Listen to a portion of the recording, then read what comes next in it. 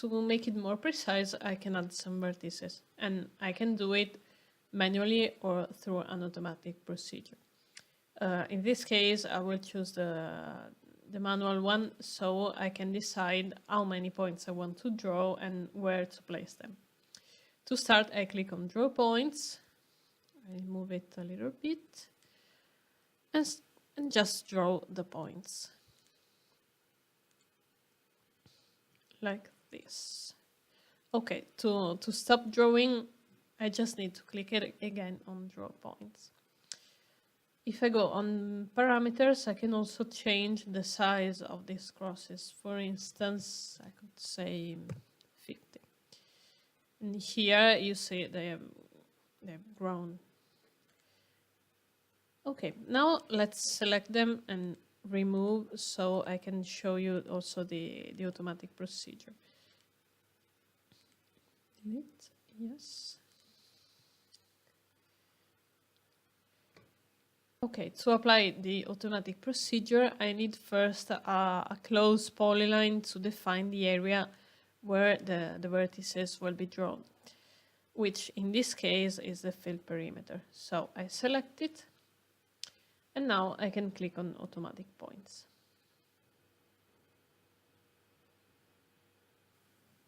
Okay, now the software asks the level of detail I want to apply to this procedure. In this case, I choose the normal. Okay, after a while, it will report me on the number of points it's going to draw. And this is an important datum because I should avoid drawing too few or too many points to obtain a fairly precise work. In this case, I think it's fine, so I click on yes, and now you see it has just drawn all these points inside the fill perimeter. Now, as you can see, I've drawn all the elements, points, and lines that characterize my terrain. So I'm ready to automatically create the 3D model. But first, let's see an interesting element that is this escarpment here, of which I've drawn the edge at the base. Well, I'd like to automatically draw some points here to better define its most irregular part. But as you can see, I have no close polyline to define this area. So I need first to create an auxiliary layer. So I click on New. I call it auxiliary.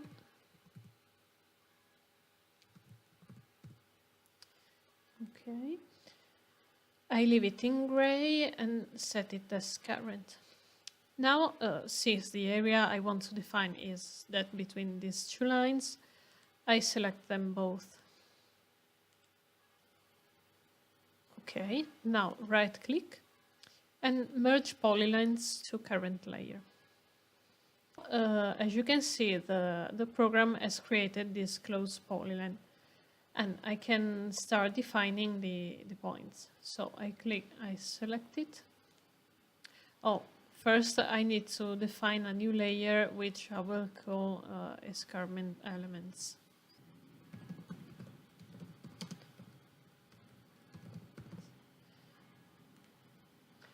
Okay, I change its color in, I don't know, this dark red here.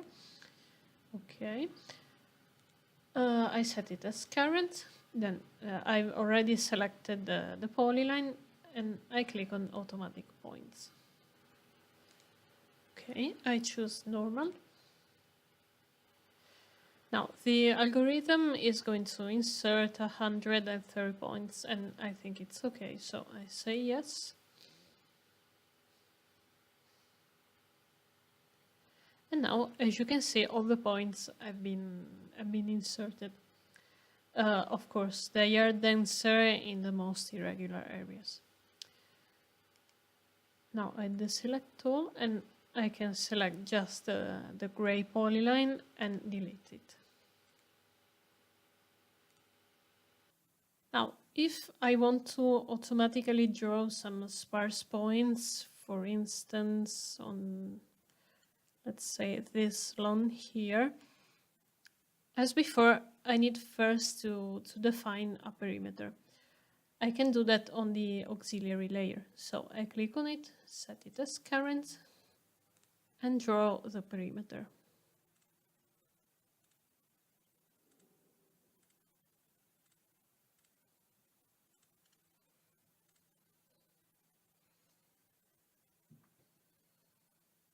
Then I can create a new layer, which I will name lawn. Okay. I set it as current and change again its color. This pink here. Okay. Now I select the perimeter and click on automatic points. In this case, I choose low because in this part of the terrain is quite regular. And now the points have been drawn and I don't need anymore the perimeter, so I can select it and delete it. Okay, since EasyCUBE TS Plus has been conceived to create the ITMs, I won't be able to create a 3D model for architectural elements such as this church here. But nonetheless, I should identify its perimeter. So first, I create a new layer. I name it building perimeter.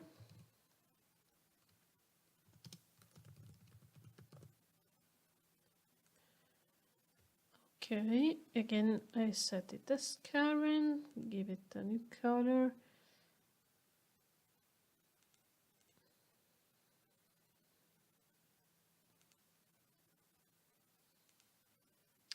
Okay.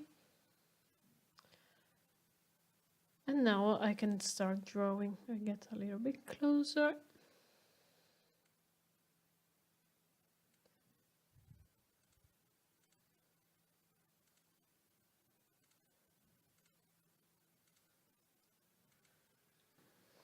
Since I can draw the entire perimeter from a single viewpoint, I click now on Open Polyline, then change the position.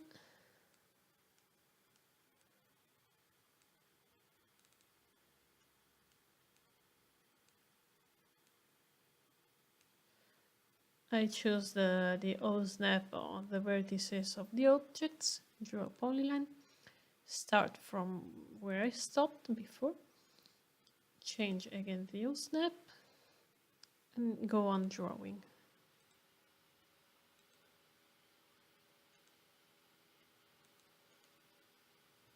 And so on until I've drawn all the perimeter.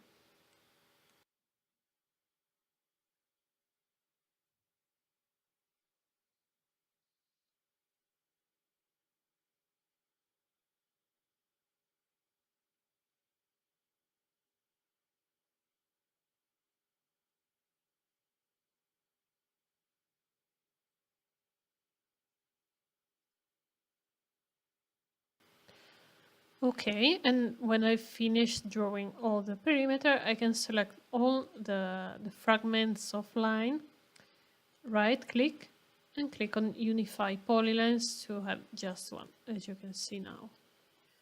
Then, when all the polylines and points have been drawn, I can switch off all the layers that are no more useful, like for instance the auxiliary and the original mesh. Okay, now if I go on 2.5D model, I can just click on Compute 2.5D to start the automatic creation of the model.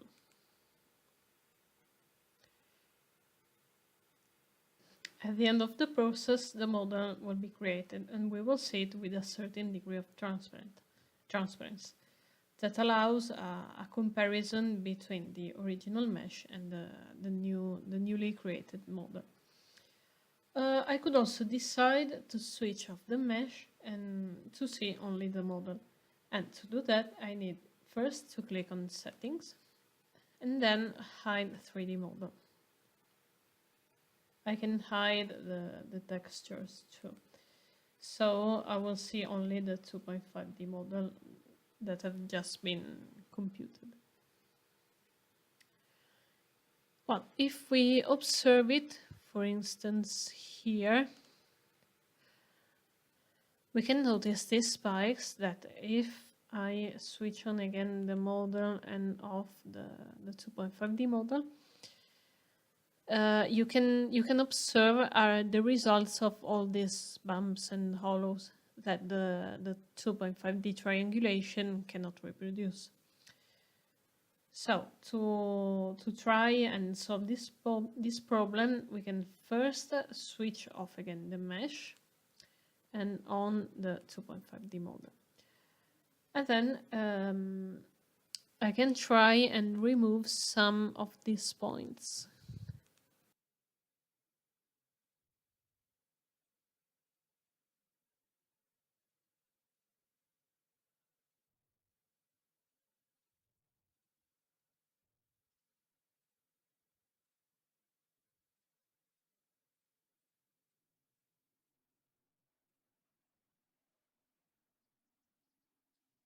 Well, and then to observe the result, I need to compute again the 2.5D model. Okay, now the results looks much better, but there are still some spikes to remove. So we can just iterate this process until we are satisfied with the result.